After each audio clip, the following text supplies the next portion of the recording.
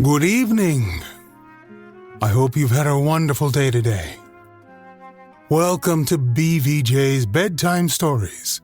My name is Big Voice J, and this is a show where we get you ready for a great night's sleep with some old familiar stories that you haven't heard in a while. Links to every story can be found in the show notes at our website, bedtimewithbvj.com. Tonight's story, $1,000 by O. Henry. $1,000, repeated Lawyer Tolman solemnly and severely. And here is the money. Young Gillian gave a decidedly amused laugh as he fingered the thin package of new $50 notes. It's such a confoundedly awkward amount, he explained genially to the lawyer. If it had been $10,000, the fellow might wind up with a lot of fireworks and do himself credit. Even $50 would have been less trouble. You heard the reading of your uncle's will, continued Lawyer Tolman, professionally dry in his tones. I do not know if you paid much attention to its details. I must remind you of one. You are required to render to us an account of the manner of expenditure of this $1,000 as soon as you have disposed of it. Will stipulates that. I trust that you will so far comply with the late Mr. Gillian's wishes. You may depend upon it, said the young man politely. In spite of the extra expense it will entail, I may have to engage a secretary. I was never good at accounts. Gillian went to his club. There he hunted out one whom he called Old Bryson. Old Bryson was calm and 40 and sequestered. He was in a corner reading a book, and when he saw Gillian approaching, he sighed, laid down his book, and took off his glasses. Old Bryson, wake up, said Gillian. I've a funny story to tell you. I wish you would tell it to someone in the billiard room, said Old Bryson. You know how I hate your stories. This is a better one than usual, said Gillian, rolling a cigarette. And I'm glad to tell it to you. It's too sad and funny to go with the rattling of billiard balls. I've just come from my late uncle's firm of legal corsairs.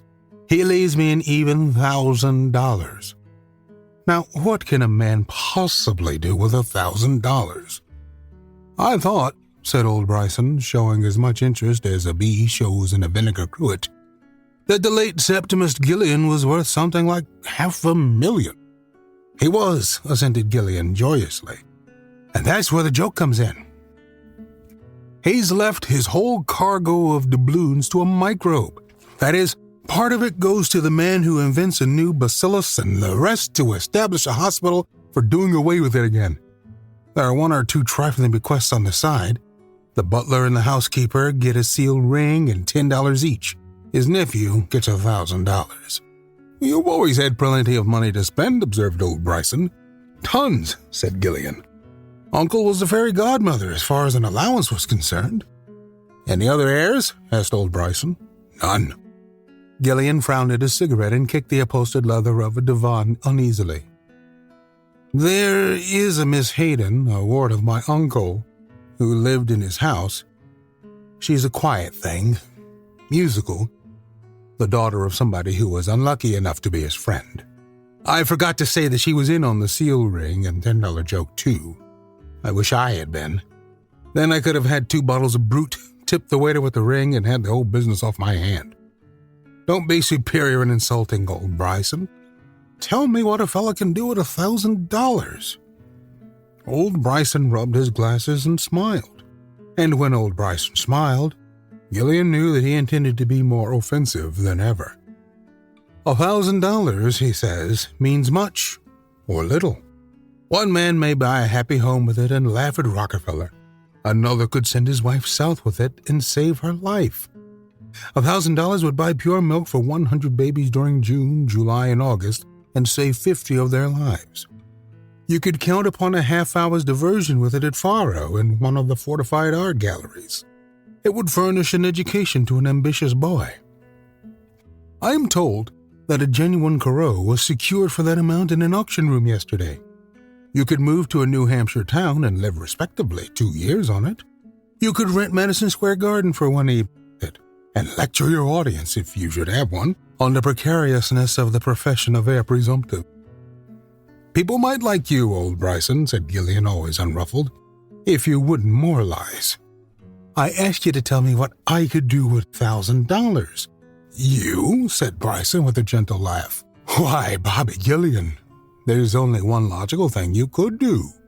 You could go buy Miss Loretta Laurier a diamond pendant with the money and then take yourself off to Idaho and inflict your presence upon a ranch. I advise a sheep ranch, as I have a particular dislike for sheep. Thanks, said Gillian, rising.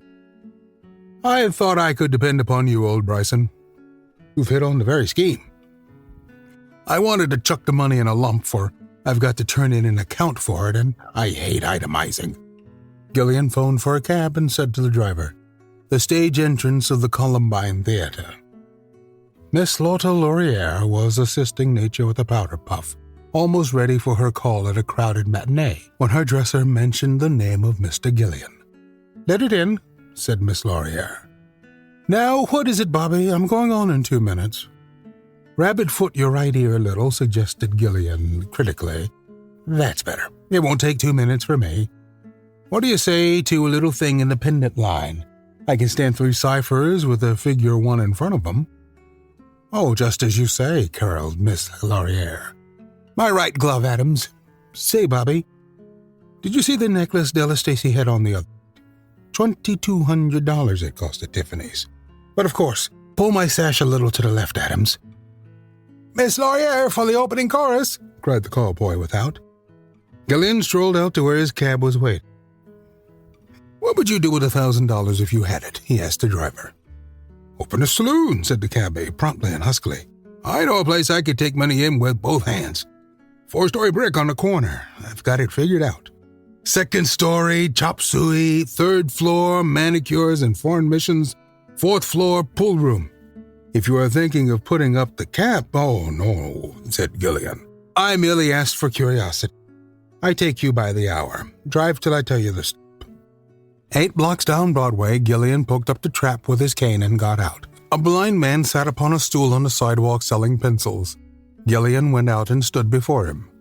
Excuse me, he said, but would you mind telling me what you would do if you had $1,000? You got out of that cab that just drove up, didn't you? Asked the blind man. I did, said Gillian.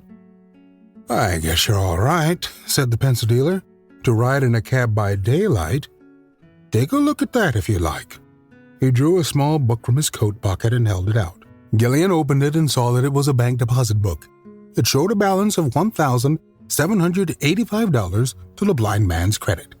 Gillian returned the book and got into the cab. I forgot something, he said. You may drive to the law offices of Tolman and Sharp. Lawyer Tolman looked at him hostilely and inquiringly through his gold-rimmed glasses. I beg your pardon, said Gillian cheerfully, but may I ask you a question? It is not an impertinent one, I hope. Was Miss Hayden left anything by my uncle's will besides the ring and the $10? Nothing, said Mr. Tolman. I thank you very much, sir, said Gillian, and he went on to his cab. He gave the driver the address of his late uncle's home. Miss Hayden was writing letters in the library. She was small and slender and clothed in black, but you would have noticed her eyes. Gillian drifted in with his air of regarding the world as inconsequent. I've just come from old Tolman's, he explained. They've been going over the papers down there. They found... Gillian searched his memory for a legal term. They found an amendment or a postscript or something to the will. Seemed that the old boy loosened up a little on second thoughts and willed you $1,000. I was driving up this way and Tolman asked me to bring you the money. Here it is. You'd better count it to see if it's right. Gillian laid the money beside her hand on the desk. Miss Hayden turned white. Oh, she said, and again, oh. Gillian half turned and looked out the window. I suppose, of course, he said in a low voice, that you know I love you. I am sorry, said Miss Hayden, taking up her money. There is no use, asked Gillian, almost light-heartedly. I am sorry, she said again. May I write a note? Asked Gillian with a smile. He seated himself at the big library table. She supplied him with paper and pen and then went back to her secretary. Gillian made out his account of his expenditure of the $1,000 in these words. Paid by the black sheep, Robert Gillian, $1,000 on account of the eternal happiness owed by heaven to the best and dearest woman on earth. Gillian slipped his writing into an envelope, bowed, and went his way. His cab stopped again at the offices of Tolman and Sharp. "I have expended the $1,000, he said cheerily to Tolman of the gold glasses, "and I have come to render account of it as I agreed. There is quite a feeling of summer in the air. Do you not think so, Mr. Tolman?" He tossed a white envelope on the lawyer's table. "You will find there a memorandum, sir, of the modus operandi of the vanishing of the dollars." Without touching the envelope, Mr. Tolman went to a door and called his partner, Sharp. Together they explored the caverns of an immense safe. Forth they dragged as trophy of their search a big envelope sealed with wax. This they forcefully invaded and wagged their venerable heads together over its contents. Then Tolman became spokesman. "Mr. Gillian," he said formally, "there was a codicil to your uncle's will. It was entrusted to us privately with instructions that it be not opened until you had furnished us with a full account of your handling of the $1,000 bequest in the will. As you have fulfilled the conditions, my partner and I have read the codicil. I do not wish to encumber your understanding with its legal phraseology, but I will acquaint you with the spirit of its contents. In the event that your disposition of the $1,000 demonstrates that you possess any of the qualifications that deserve reward, much benefit will accrue to you. Mr. Sharp and I are named as the judges, and I assure you that we will do our duty strictly according to justice, with liberality. We are not at all unfavorably disposed towards you, Mr. Gillian. But let us return to the letter of the codicil. If your disposal of the money in question has been prudent, wise, or unselfish, it is in our power to hand you over bonds to the value of $50,000, which have been placed in our hands for that purpose. But if, as our client, the late Mr. Gillian, explicitly provides, you have used this money as you have money in the past, I quote the late Mr. Gillian, in reprehensible dissipation among disreputable associates, the $50,000 is to be paid to Miriam Hayden, ward of the late Mr. Gillian, without delay.